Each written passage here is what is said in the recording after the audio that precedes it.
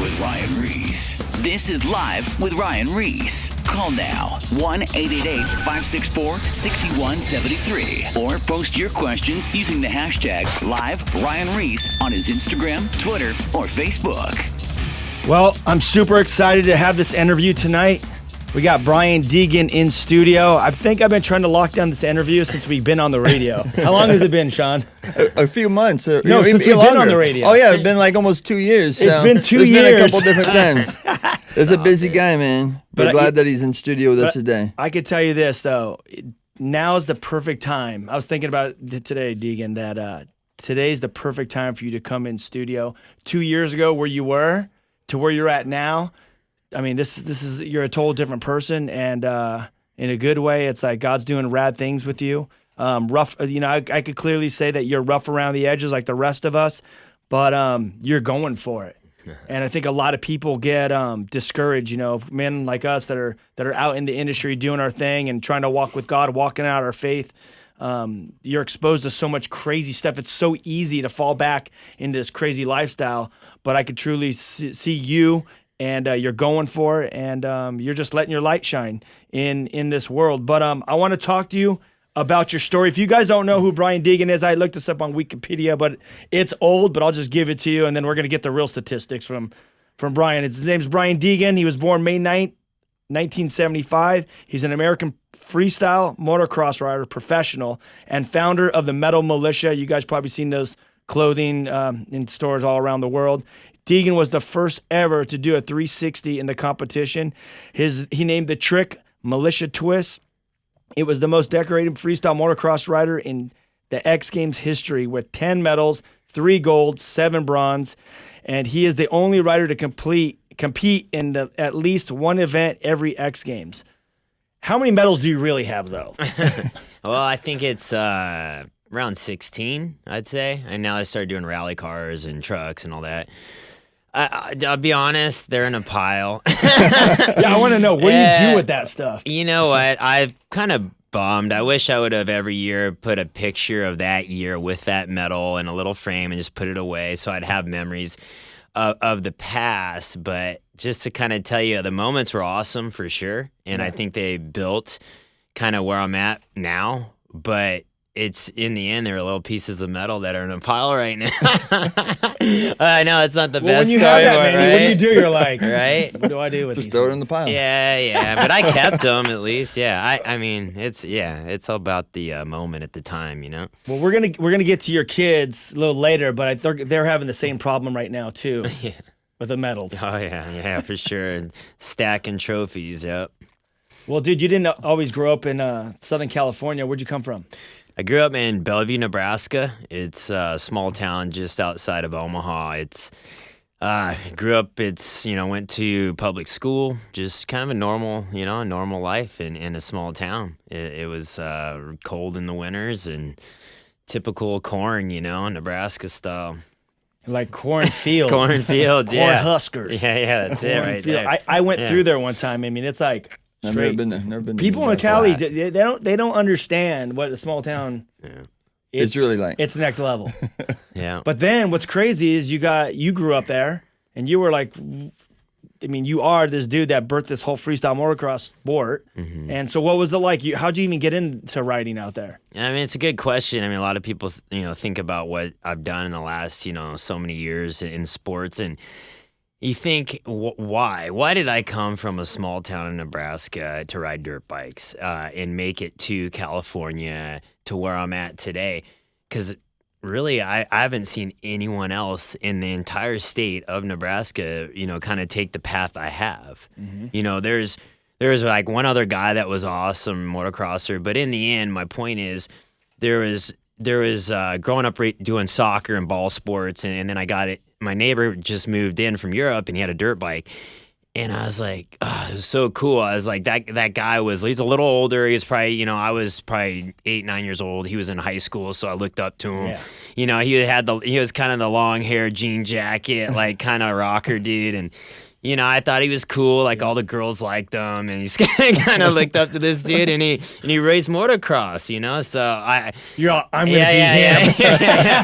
Yeah. And so I always hung out at his house, and then I begged my dad for a dirt bike, and he got me a motorcycle. And luckily, my neighbor, my dad was, worked during the day, so lucky my neighbor would take me riding and just kind of hung out with him. And I fell in love with the sport, and I just wanted to win and super competitive. And I was able to start winning locally, and then at that point, we knew we had to go to amateur nationals that were like Oklahoma, Texas, Florida, and my dad, took me to all those races, and in the end, I got to meet people from California and Florida, and realized that if I really wanted to be a pro and be the best, I had to venture out, and that's when, I graduated high school and was able to go to California. And do you have any crazy story like? Feist stole his dad's car like that. Do you have any crazy story like that? In the end, to be honest, it's, I was probably 14, 15 years old, and I somehow talked my dad into let me go to California. And, there's a guy who races pro that used to, Jeff Immig, and he lived down in Kansas City. And I remember we drove out in his pickup truck to California, and I was probably, saying 15 years old. And I remember it's right when Guns N' Roses' Appetite for Destruction album came out, and I remember we listened to that like the whole way, and he dropped me off like on the side of the freeway. My buddy picked me up in his car, like his truck, a kid I met at the races in amateur nationals in the Midwest, and I stayed at his house, and I did this every year in the winters just so I could ride and get better. Right. But I was, kind of thrown into the scene in California, a kid from Nebraska. It was like... That's crazy. Which leads me to my next question. Yeah. What is the difference with the scenes? I mean, you come to Southern California, which is pretty much like where all the industries are, right? Yeah. And it's just a whole different world. I mean, it's a different world out here, different culture. Yeah. You have access to a lot of stuff in excess. And so what was it like you coming from this small town and then showing up in this industry? What was going on? What were the changes that took place in your life? Yeah, I came out to California, and it was, going to Nebraska as a dirt biker, no one really cared. Football was the thing. And so, coming to California, fast forward a little ahead to, 18, 19 years old, when I asked my dad if I could move to California when I graduated high school and chase being a pro in motocross, and he said, all right, we can do that and give it a run. If not, I'd probably go back home and go to college and do that. But I just knew I didn't want to go back. I wanted to make it, but you get thrown into a world of Southern California, pro motocrosser. It's a different game out here. It's not like, Nebraska, and a lot of things get thrown at you, and come into a scene that was all about, there was some money, and it was all kind of fast times, really. You had is popularity of motocross. Like, it's a big scene out here, and you think of everything, all the influences and everything that come at you when you're in a popular sport around thousands of people, and it was going quick, and I wasn't really used to that. I didn't grow up around that stuff, so it was different. But luckily, in the first parts of racing, I really was so focused on winning that I didn't really want to drink a beer. I didn't really want to, I just like wanted to be focus. Focused, I wanted to win. I wanted to win at racing, and that was kind of when I first came out, that kind of kept me focused on that. But definitely a different scene in Southern California. Everything's a lot quicker, moving faster, and a lot of influences, good and bad. It's just part of the place. But you know what? That just sounds like life. Yeah, it is, right? I mean, if everyone has that at different levels. Yeah. But in these scenes, you get access to a little bit more stuff. Yeah. So there you are. You're racing and stuff, and what was the next step? I mean, what even led into this whole Metal Mulisha thing? I mean, from what I know, I'm a skateboarder. I grew up in the skateboarding and stuff, and I rode dirt bikes actually when I was in first grade, second. I had a YZ50, and then I went to like a 60, and then during that time they started building all the houses, so I just converted this back to skateboarding. Yeah. But I always knew, I heard about the Mulisha guys. These guys are a bunch of lunatics. My friend was a huge dirt biker. He showed me the crusty demons of dirt. Yeah. And, when Seth did that jump and split his head, and that was my introduction with Ryan Kreutzer and all those guys. And they're all dirt bikers. A lot of my friends, and they were like out of their minds. Yeah. And, they are like, dude, the Mulisha, these guys. And I watched the video. I'm like, yeah, dude. I'm like, I like these kind of guys. I like hanging out with these dudes. You know what I mean? And so I always heard the stories, and then I'd cross paths with you guys when I'd be on skate tours at different places. Yeah. But how'd this whole thing even start? Yeah, it's really comes down to, you know, like I said, I came to California focused on winning in Supercross, and I was able to go out and win. Say I really trained really hard. I went out and won LA Coliseum Supercross. I remember the finish line. I ghost rode my bike over the finish. It was my first. Was that in San Francisco? It was in LA Coliseum, and it was a big moment for me. And then a few races later, a ride opened up at Suzuki, and I was like, all right, I'm going to get it. I'm a top 3 Supercross kid, privateer, and I didn't get the ride. And it really hit me. It made me go, it made me mad, it made me angry, it made me turn.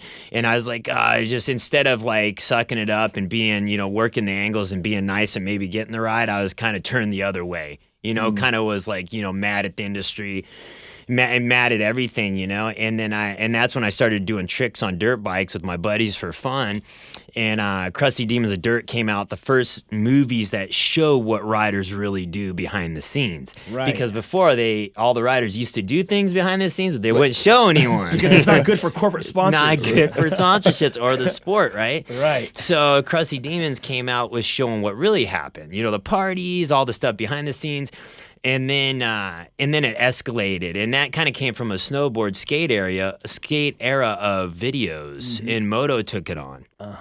So, and then it hit, and you had a few other video series come out, and then all of a sudden I started making money for just doing videos, and it was crazy because I'm like, man, I've never been paid before like this, and then next thing you know, videos as in, just so people that are listening, free riding, freestyle motocross, they're out in the hills, and they're just making these massive jumps, and they're just clearing these gaps from like, how many feet is the gap? Yeah, hundreds of feet. Like it was a couple 100-foot jumps out in the hills. They're videoing the big crashes, huge jumps, and it just got down to like video parts. And then we never had that in our sport before. It was always about racing and winning, and you were a number.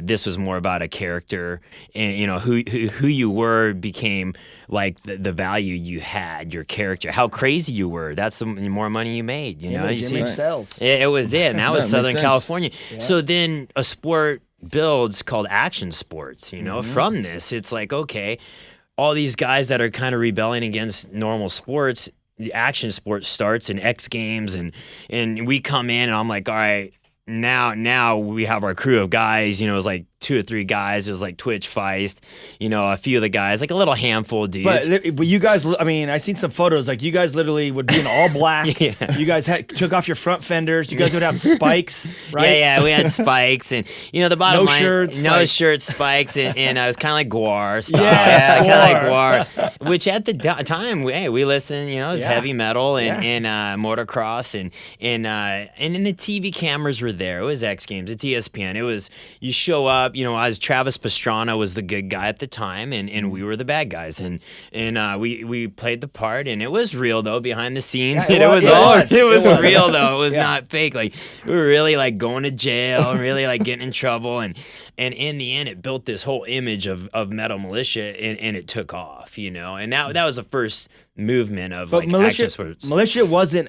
Was it a clothing company at that time? No, it was just more of a movement of all the homies, right? It was a group of guys. Yeah. It was when I can try to compare it to anything, it's probably like Z Town, and Dog Boys, right? Yeah. Like with skate, where they had a crew and Yep. and they had a movement that they started, and so that was it. And it was a group of guys. It was really not about any products at the time. It was just about our crew just tearing it up. And action sports was about who was the craziest guy at the time. And for me, I came from a world of racing. Who was in the best shape, who trained the hardest, who's going to win this race.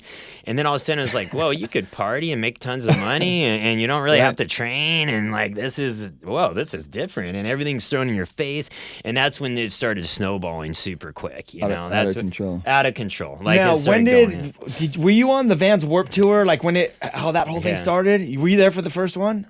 When it was like Eminem and yeah, but the Mulisha, you guys, we were in it 99, 98, 99. You guys got introduced right to when it started, and that helped blow it up. The whole Warped Freestyle Tour, Motocross. yeah. It was like Ice-T and Eminem, like back in the day when it started. That's amazing. Then it went to No Effects and But yeah, that was a big part of our, like, we created the first ramp to ramps. We brought them to those shows and we started doing those tours. And you can imagine, touring with bands and all the stuff there. It was like just a scene. Yeah. Girls all over the place yeah, and yeah. share, just partying. Yeah. Yeah. And you think, and we weren't in the band, like we were actually action sport guys riding dirt bikes, we were actually throwing down. And so for us, we were a little bit crazier than even the dudes in the band, so it was kind of like we were taking things to another level. Like, like it was pretty fun. If you're tuning in right now, this is Live with Ryan Ries. We're here in studio with Brian Deegan, just kind of going over just his career, everything that took place. He's talking about coming out of Nebraska. That's where he was brought up, and then just got experience with dirt bike riding and stuff, and then would eventually come to California on a few trips, and then would eventually move to Southern California, and just watching everything just kind of excel, and things actually started to progress in such a way, still competing, staying focused for a while, and his craft basically.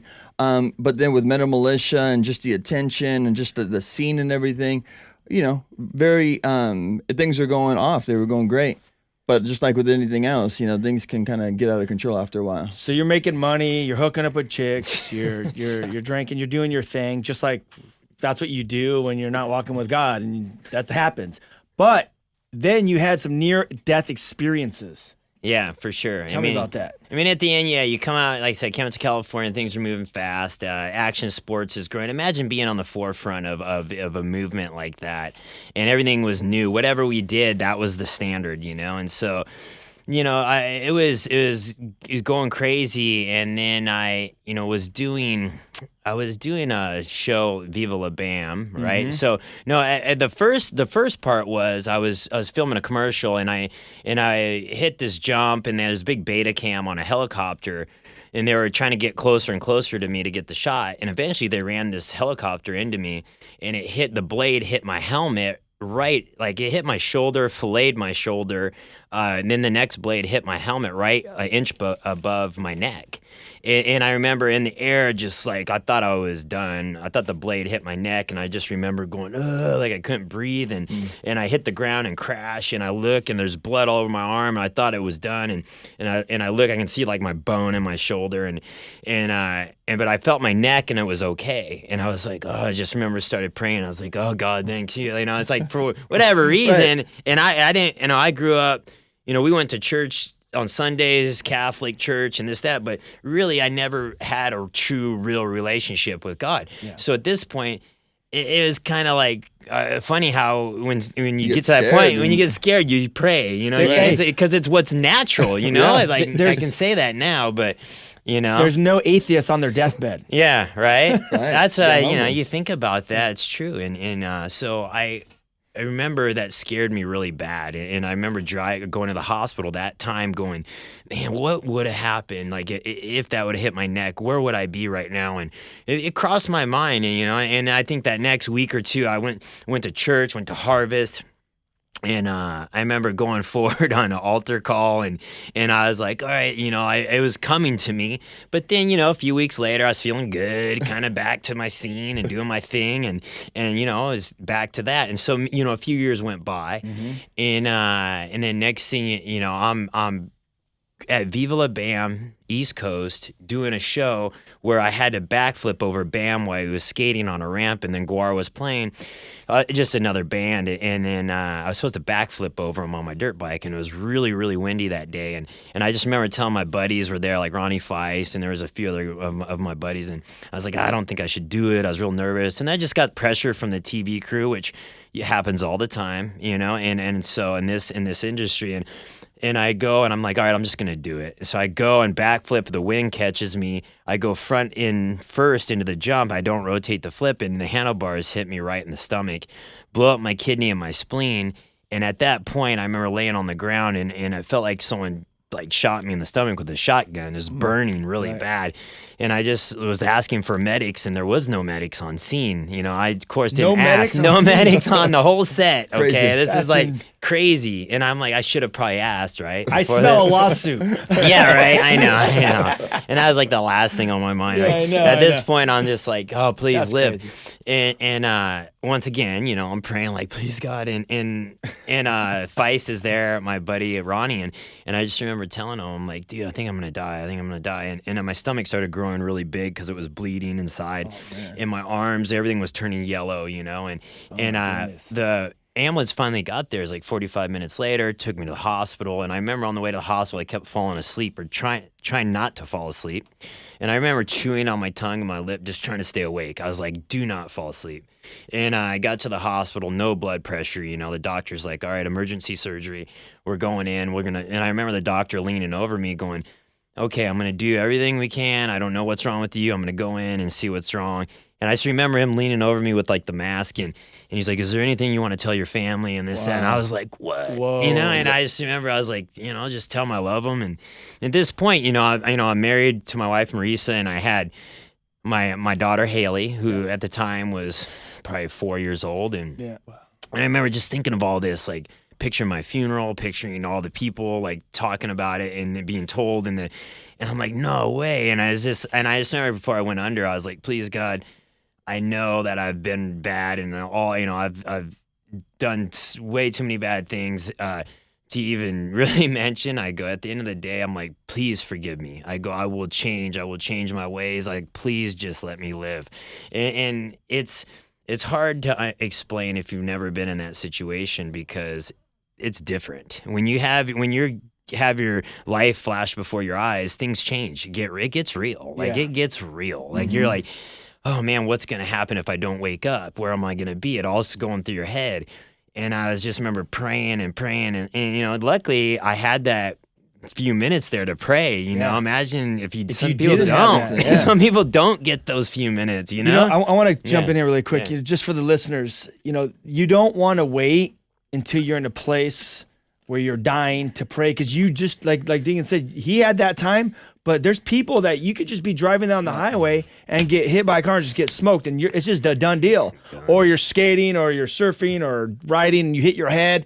I mean, so easy, boom, and it's a done deal. You might not have that time. That's why it's so crucial and so important that you have a relationship with Jesus Christ and you don't wait, I'm going to give my life to him later, because you don't know. The Bible says life's like a vapor of smoke. You're here today, gone tomorrow, and sometimes it just takes a second. Yep. It's crazy. For sure. Yeah, and that's at that moment. I mean, he's lucky. It felt like an eternity there. Laying, I was like, "Oh, please, God!" And I was so scared, and I just prayed, and then I remember going under, and then I remember waking up and having tubes coming out, my mouth, my stomach. They cut me all the way down my whole stomach, and they did exploratory surgery, took all my organs out, and they said that I had a artery that was severed, and at the end of the day they said somehow a piece of your kidney got lodged in your artery, and they go, that's why you were able to stay alive this whole time. That is insane. And it was like, it was real. Like that. the doctor was telling me this, and I was like,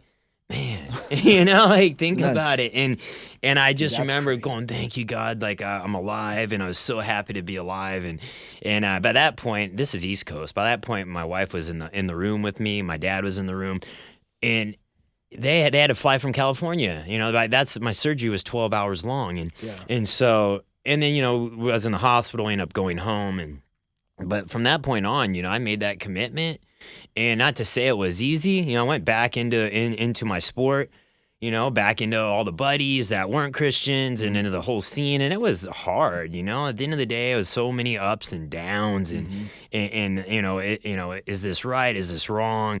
Like just praying God surround me with Christian people. And, I've been, it's been good. My wife's family, they're, Christian, and that's always been a good thing for me. And That's awesome. that's helped me quite a bit. So at the end of the day, I was able to, I have our Uncle Carmen's a pastor at Harvest, which has really helped. And so I had those pieces that I could go to, and that really helped carry along. But I was still in that industry, so it's still hard. Hard struggle. I was thinking, what you were talking about right now is so common for so many people. It's like you kind of have that wake-up call for a minute. For some people, like one of your first accidents, you're like, oh, man, like that could have been it. I got it. You call out to God, and then, all right, I'm good. So you're still life doing gets your back thing. in, Yeah. You know, I remember having that happen before, getting in a car accident, spinning across on the freeway, and just like, Lord, like, I'll give you my heart, I'll give you my life. Then the car stops. And then we're like, we just go and party again. And I think so many people have those moments. There was a story, I think Chuck used to say it all the time, about that kid that was like, that kid that's starting to fall off the roof. And he's like, oh, God, save me, save me. And he's going off the roof. And then his pant leg gets caught on a nail. And he's like, oh, thank you, nail. Like, I'm good. And just moves on with his life. Yeah. And I think a lot of people go like that. And another thing, I find it interesting how what God has to do in our lives to humble us, because this accident, I mean, you're like a pro. You know your bike, you know the craft so much. And sometimes God meets us in those areas where we think we're strong and we see, man, we're still weak, we're frail. You know, I think of the disciples when they were on that Sea of Galilee. We know where that storm kicks up. A few of those guys on that boat were like legit fishermen. Like that was their craft. And that location, they knew everything about it. But they were taken to a place where it's like, we're going to die. We're not going to make it. And sometimes the Lord has to bring us to those places that we look up. And, you know, that happens in a lot of people's lives even now. Yeah, I mean, it's good you say that, and even to this day, you know, like I not saying by far no means am I perfect. Like Right. I you know, for sure I'm super rough. Wait, you're not perfect? Come on, can we get him off the You show, know, let's please? just say, hey, when I committed to Christ, but you know, at the end of the day, it didn't change me overnight. Yeah. You Right. know, and it The took process. so much time just to get where I'm at now, and where I'm at now is not nowhere even close where I need to be. You know, at the end of the day, it's.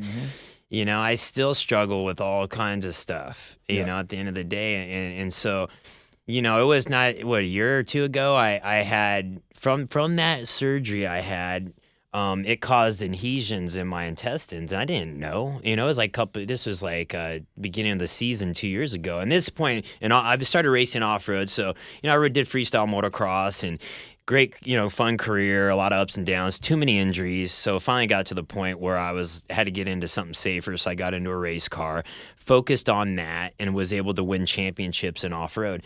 And everything's going pretty good, but I'm still kind of like, you know, lukewarm at, you know, at the seasons that I have, you know, and truck racing season started, and I won the last championship. Going into the first race, and a week before the race, I'm like, my stomach started hurting really bad, and I'm like, I didn't know what it was. And next thing you know, I'm on the ground, like I can't even move, and to the emergency room, and they go in, they look with X-rays, they're like, yeah, you have a small bowel obstruction, and I'm like, what is that? And at the end, they're like, your small intestines is closed, and I'm like, what? And they're like, yeah, no food or fluid or nothing's going through that. And I'm like, okay, how do you fix it? They're like, well, we're going to have to cut you all the way back open and start like basically cutting free your intestines. And I'm like, dang. And that's from scar adhesions, you know, from handling your intestines from the surgeries before. Sorry if it's graphic, but it's real. So anyway, I waited in the hospital till I finally got to the best guy who says I can go in with the robotic hands, and we'll go in and do it real clean, and this will be a pretty easy procedure for us. Where the doctor before was like, he just wanted to open everything back up, and so I was able to get it cleaned up, but it put me out of my season. You know, I laid there in the hospital bed when I should have been at my first races, and it was just kind of like showing me like, hey, that ain't that important, right? Yep. At the end of the day, Yep. so it's another like, you know, I don't even know how many championships at the end of the day, you're kind of like, hey, there's another one. At the end of the day, I was kind of like laying in bed looking up going, all right. Right. Like a there's perspective change. That's what happens perspective, sometimes. Yeah. We- Yeah, you it's know, kind of we're like a little reality check. We're going to be going to break in 1 minute. We have Brian Deegan in studio, and you know what? Sometimes God takes us. He gets our attention. You know, with these for sure. with these storms, if you want to call them that, and he has to slow us down so he could actually speak to us. I mean, I know that happens with me as well. Because I'm stubborn. I don't know if you are, but I'm stubborn. I'm Yeah, hard-headed. so bad. I'm really bad at it too, and so God will I'll get hurt, hurt. Now I got knee surgery, and He just does things like slow me down to speak to me, and it sounds like you kind of had that experience where He want to get your attention. When we get back from break, we will continue with Brian Deegan in 2 minutes. More Live with Ryan Ries coming up. Is everything all right? Call now 1-888-564-6173 or post your questions using the hashtag #LiveRyanReese on his Instagram, Twitter, or Facebook. I think I speak for the entire administration when I say whoop-de-doo.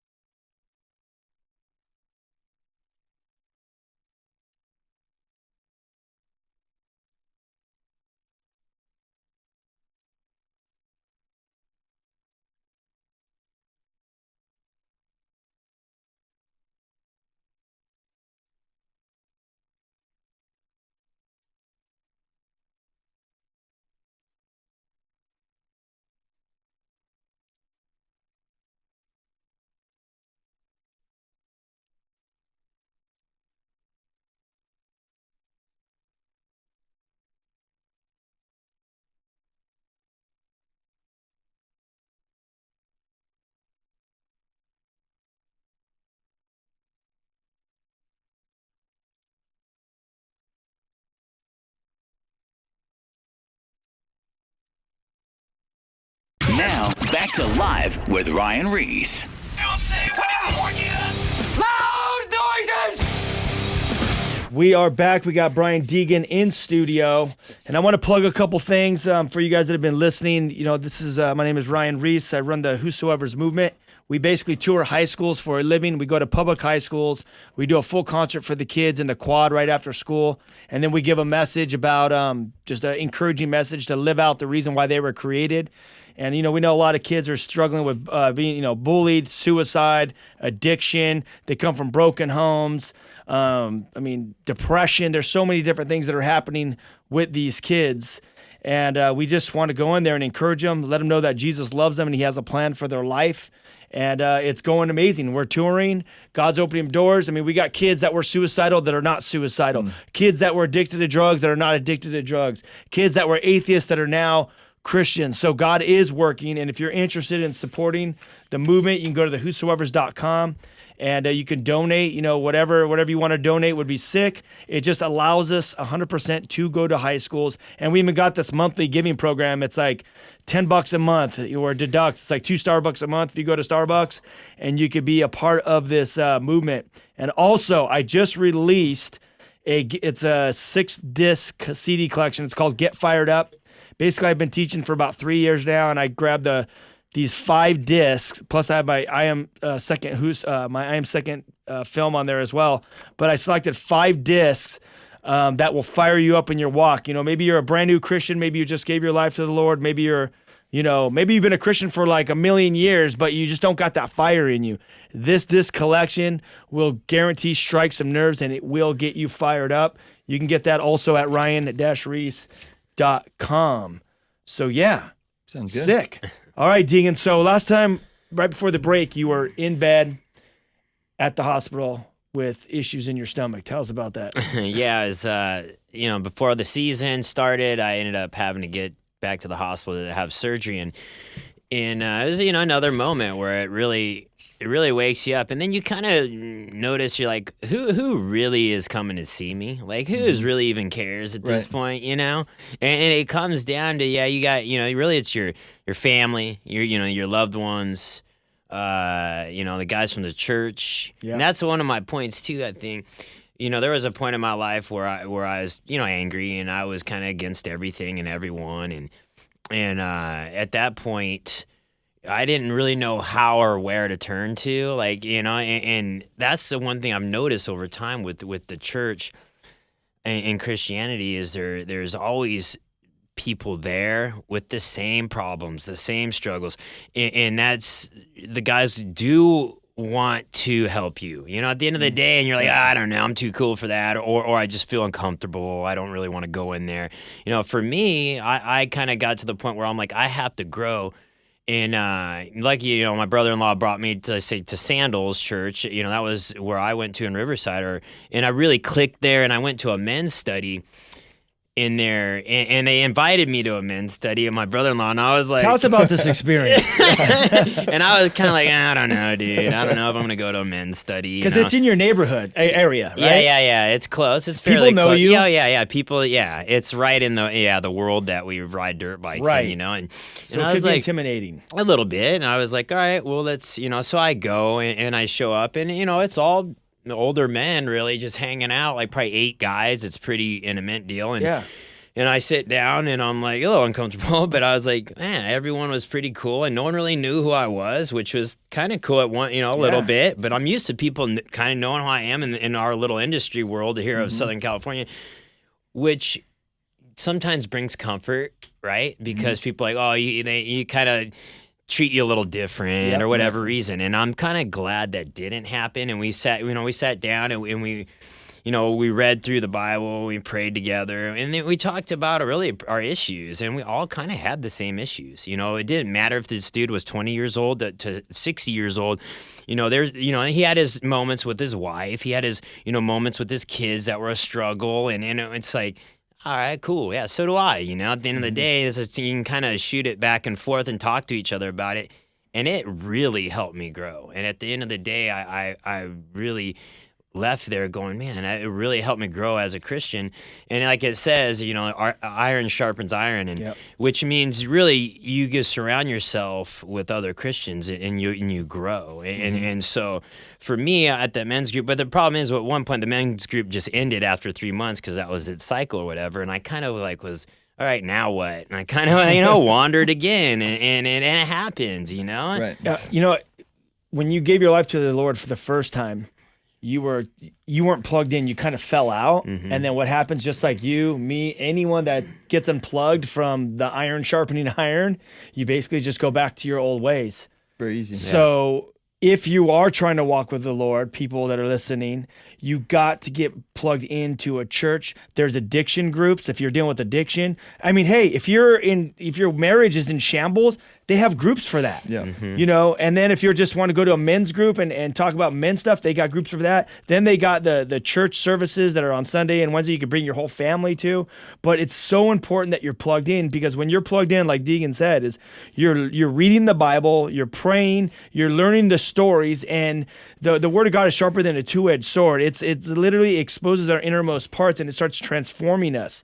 It's the DNA of Jesus Christ. That's what the Bible is. It's God's Word. So as you're learning about it, your life starts transforming. But if you're trying to be a Christian, and Deegan, you can relate to this, so if you want to be a dirt biker and you don't look at the magazines, you don't know the video parts, you don't know the riders, and you don't even have a bike, or maybe you have a bike but you don't ride it, like, what are you?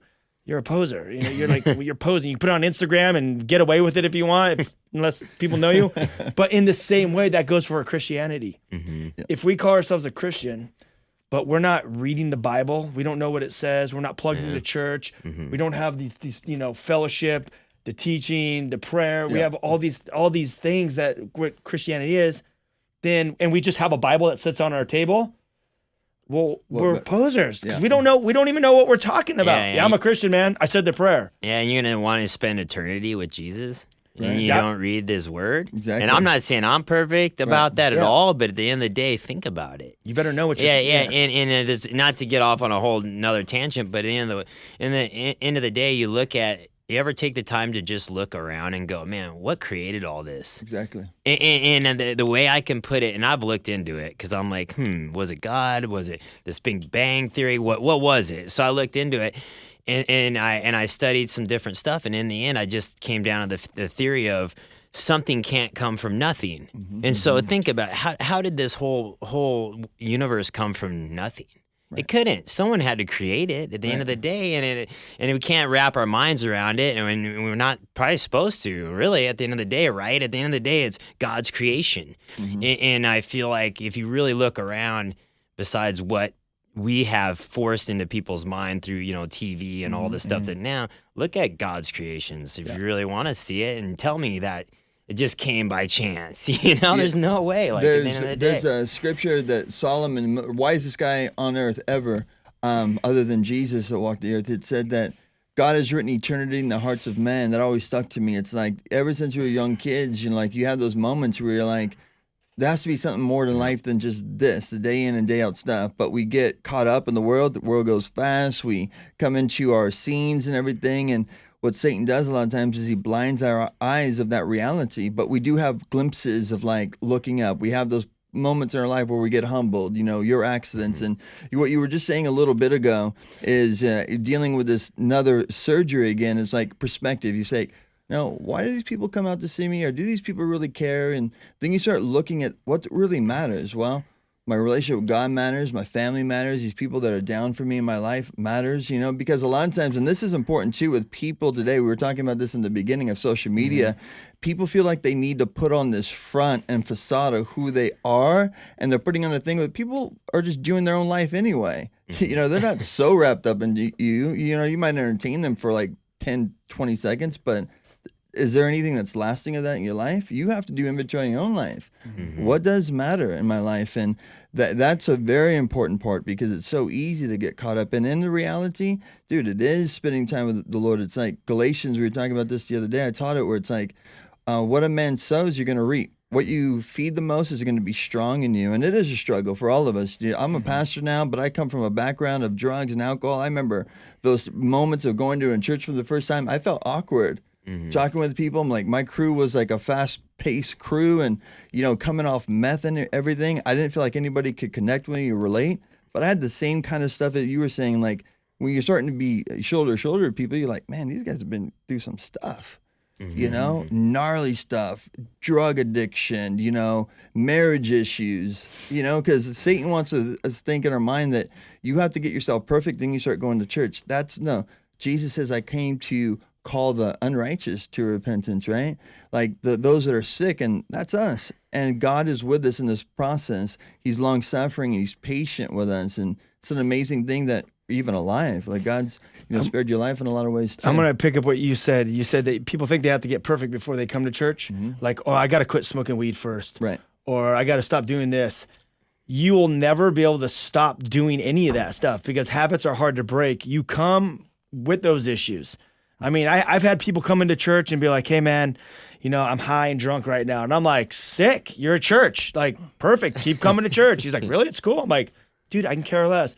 And then about 2 months later, he's like, hey, man, he's like, I don't drink anymore. He's like, I just smoke weed. But I'm high right now. I'm like, sick, keep on coming, dude. And then another couple months go by. And then the next thing you know, he's like, dude, I'm sober now. And it was a process. Yeah, right, he was coming drunk and high to get, just so he could get into church for the first 2 months. Then he was just coming high. And then finally God did that work. And that's the way God works in our life. Absolutely. You don't have to get cleaned up. You didn't get cleaned up. God started cleaning you up slowly but surely. But let's go back into this discipleship. So you're, because I know there's a lot of listeners that are trying to figure out how to get plugged in and to stay on course. Yep. And I've seen your life in the past, and I see where you're at now. You're on course. You were going to this discipleship thing, then it broke up. So then, what was the process? So you didn't get, so you didn't end up back where you were. What was the next step? What'd you do? I really had to keep searching to get plugged into. We had a good church in Temecula. It got broken up, and everyone kind of scattered. You could see the devil at work. If you've ever like really tried to say you're messing up and you want to make this movement to go to church, or you're going to listen to a podcast about, Christianity, which is, you can listen to some sermons online. You can just look that up and look at all the distractions that happen on your way. Just pay attention to it, okay? Like and on tell your phone me or driving? everything. Imagine, dude, I do. When I remember, I would try to take the family to church or try to go to church, and there'd be so many distractions. Yeah, Oh, I got to true. do this. Calling me. Oh no, you got to come here for this appointment, or whatever gets in your way. The devil's works overtime. Okay, like at the end of the day, it's real. Like I see it. So. For me, I was able to find growth in the podcast of, I searched from the most major podcasts, from say the Greg Laurie's to, to where I found was, Sandals, which was a local church to me, that has a thing called the Debrief on, they have it on, I think they shoot it on Tuesday, Wednesday night, but it's on, you can go into their archives and you just pick one and listen to it. And it just started like a year ago, and I've listened to all of them, and it's once a week. It's like 30, 40 minutes long. It educates you, and it's real. For me, that's what I found. And you don't have to go, well, maybe I'll hit church on a Sunday. You have a phone now. Right. Throw it in. If you're in your car driving, next time you're listening to music, think, what am I learning right now? That's me though. Yeah. Zero. Okay, Yeah. I'm letting the world teach me who they want me to be right now. Yeah. Let's be smarter than that. Okay. Yeah. Let's grow on the real Word of God, and the Bible's it's the truth. Yeah. It's the truth. There's nothing about it that's fake. And so in the end, when you're listening to these sermons from these strong pastors that have big followings because God's feeding them, that's real. And you can learn from that. And it's only going to make you a better person. In the end, a man's the leader of the home. You go out and say, okay, my family's not into it. Okay, you be into it. Okay, watch them follow. And there's women out there too. Oh, my husband's this, that. He's not a good guy. Or this, that. Once you can go to church. Okay, soon you won't want to argue with him as much, and you won't want to do this as much. And he's gonna go, whoa, what's that change she's got going there? I kind of want to see what that is. In the end, I think it's leading by example and taking that step. And you're gonna be welcome. You walk into any church and you say, hey, I want to talk to a counselor. I want to talk to anyone. They're gonna set you on the right track. They're gonna put you with someone that's just like you, and you're gonna sit down and learn. Trust me, you're not gonna leave disappointed. In the end, that's just the facts. That's how it is. So true. And with discipleship, the root word is connected to discipline too. And discipline, it's crazy how we can discipline ourselves on a lot of things. Athletes, for sure. Olympic athletes or any kind of sports, action sports and football, baseball, all this stuff. To make it, you have to discipline yourself. A lot of times it's a diet. A lot of times it's training all the time, physically, getting a mindset in. You're focused. You're dedicated. To a party guy, I always bring this up. You do drugs, alcohol. Like, you're focused. Like, you are 007 when it comes to getting high and doing your thing. But, in Romans 7, Romans 6, it says, just like you used to present your bodies as slaves to unrighteousness, living like for the world, now serve the things of the Lord to that same capacity. And if we can get our mindset, like a discipline, like I'm going to serve God in my life like I served the world for so many years. And like you were saying right now, the benefits, dude, it's not even comparable. The other side were the profits, man. Jacked up stomach a lot of times, hangovers, troubles in your marriage, trouble with, DUIs. All that kind of stuff. Nothing comes but from chaos that. comes Chaos. out. Listen, you guys. Life's chaos. Nothing but chaos comes out of a life when you're not walking with God. Yeah. Seriously, I look back. We could all look back at our lives. Just everyone in this room. I don't know about you, because I haven't. Yeah, crazy man over here. Okay. Well, we could all look back at our lives and literally nothing but chaos. But then once we've all given our lives to the Lord, it's like that saying, reap what you sow. I think that verse, it's a verse. You reap what you sow. You start reaping the good things. You get plugged into church, make Jesus the Lord of your life, and you start reaping good things.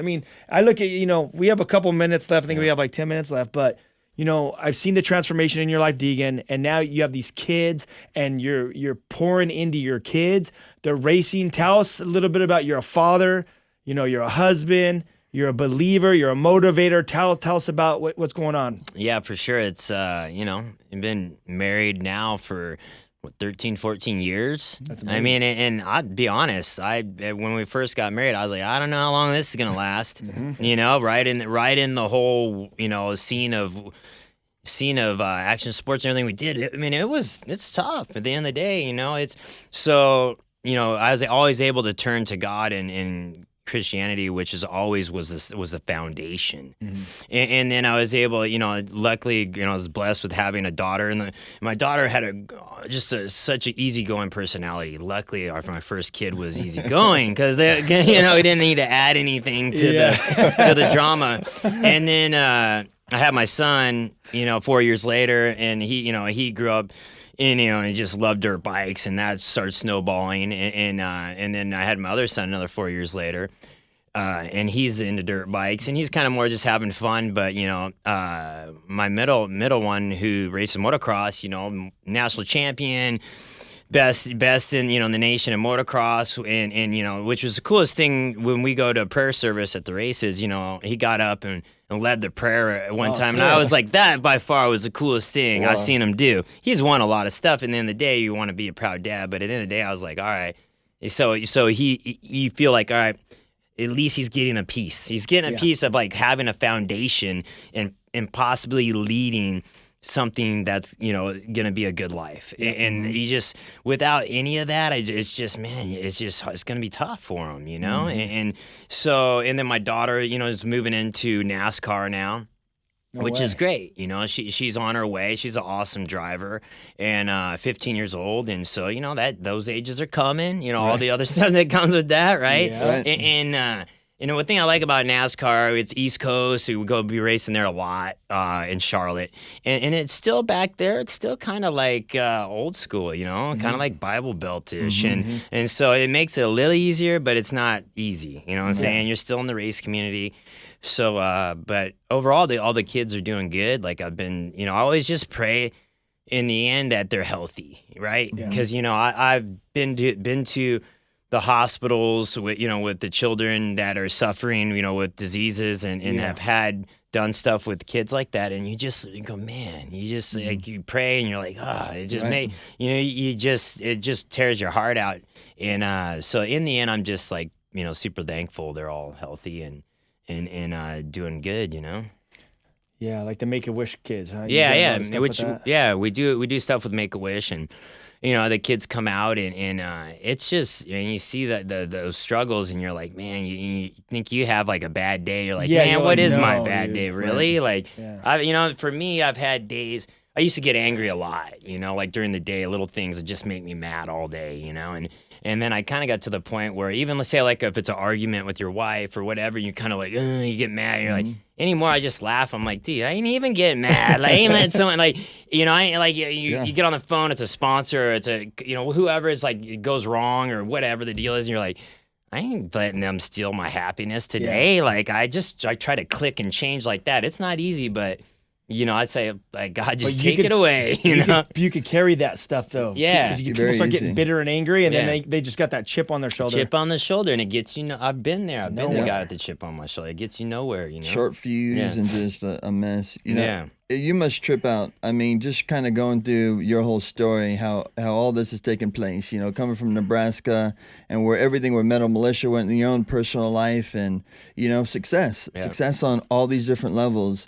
And now to be able, you know, your life has spared some gnarly accidents, and then, you know, you're walking with the Lord and gone through different phases in your life. And then where you're at now, you know, you guys are talking about your kids right now, and both of, you know, you have 3 kids, right? Yep. And 2 of them are racing and everything. I mean, you must trip out of like, because to me, I'm a father. I have 3 kids. My kids are still young, 7, 6, and 2. And I think to myself a lot of times, like, what am I leaving behind? Yeah. You know what I'm saying? Like legacy and heritage. And, you know, it's not about the financial stuff. It's about like, what are my kids going to say about me when I die or when I pass? What am I instilling in them? And I think that the coolest thing of, you know, encouraging a relationship with the Lord, but also pursuing their dreams, right? And giving them vision, because that's it. Like, you know, doing ministry and living the Christian life, it's not just being a pastor. It's not just being in the mission field a lot of times. It's fulfilling what God has for you.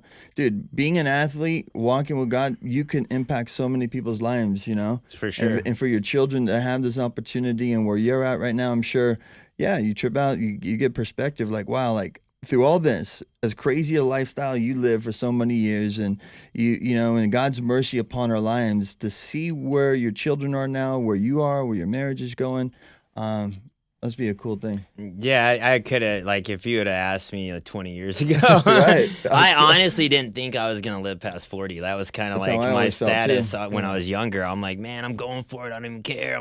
You know, like, I'm going to be the next craziest dude on a dirt bike, and whatever happens, happens, you know? Yeah. And then now I'm like, man, I don't want to go because I want to see my kids grow up. Yeah. That's my Right. main thing. Like, Yeah. hey, if I was gone tomorrow, I could say I live 10 lives. 10 lives of 10 men. I'm satisfied with what I've done. I'm good.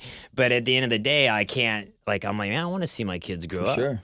You know, I want to see them, you know, have, you know, when they have when I have grandkids, all that Yeah, you wanna see system, that. you know, like, Yep. it's all changes as, you know, as you see perspective in life of It's what's so- really important, you But- know? but- That's the whole thing. When you're young, you don't think like that. No. And all these yeah. people that are Yeah. doing these crazy things, like when we were young, Yeah. you guys, like, God has a plan for you. Don't go down this route of making all these mistakes. You're young. You're not thinking of the future. I mean, life, you want to live it to the fullest. Yeah. You know, you want many years ahead of you. And, you know, I know we're going to end here, but you also started this new company called Deegan 38. Yep. We got like 2 minutes. What's it all about? Yeah, so the Deegan 38 brand was I went out and was building a tire line. Since I race off-road trucks now, I did a tire line with Mickey Thompson tires, and you know, just it's cool. It's tires for trucks and Jeeps, and then now we have all-terrains, and it's just a different way of me kind of going to a more like you know, mainstream family business. And Yeah. you know, and the thing was like my past with, say, the Mulisha and all the other stuff. And there's points when I said, "Oh, I'm just gonna turn my back. I'm just gonna head to the woods and raise my family in the woods, and I'm over this whole thing." You know, I've had those thoughts, and I was like, you know what? That's not what God wants. Yeah. You know, He wants the lamp to shine. You know, and at the Exactly. end of the day, I'm like, maybe there's a chance for me to kind of reach some of those dudes that were like me when I was younger. You know, and so I think there's a reason for that, and I feel like I wish I could have made these moves when I was younger. You know, I think I went through a lot of things that I wish I wouldn't have. You know, if I would have made better decisions when I was younger. But hey, you know, that's. But you know what's rad is God's completely restored and He's doing big things with Yeah. you. And you know what? You are light shining. Yeah. And you have a massive platform. Brian Deegan, what is it? Deegan 38 on Instagram. Yeah. And Twitter and Yeah, all that stuff. yeah. But you do have a massive following from the old days and even the new day. I think you have the biggest platform you've ever had Yeah, at this point in your for life. sure. And you're doing it for God. Yeah. And people, you know, the best study you could ever give is just your life. Right. People could just see your life. And, you know, Sean and Yeah. I, we met you years ago and we got to hang out and have cool conversations with you. And dude, thanks a lot for opening the door for us to come out and hang out with you and encourage you. You've encouraged us because just seeing how you've been changing, you know, and seeing how your family and everything's just doing good. And it's awesome, Encouraging, man. Yeah, no, thanks for sure. I mean, you guys have always been by my side and have known each other a long time, you know? have, actually. And it's cool because I could always call you guys any time of the day or night, and that's part of having the brothers, you know, and standing by each other. And I just think that's, something people have to search out and get a part of it, you know? Well, thanks for being on the show. We'll catch you guys next week. Peace. Later. This has been Live with Ryan Ries. To connect or find out more about Ryan, click on ryan-reese.com. Check us out next Saturday at 9 p.m. for Live with Ryan Ries.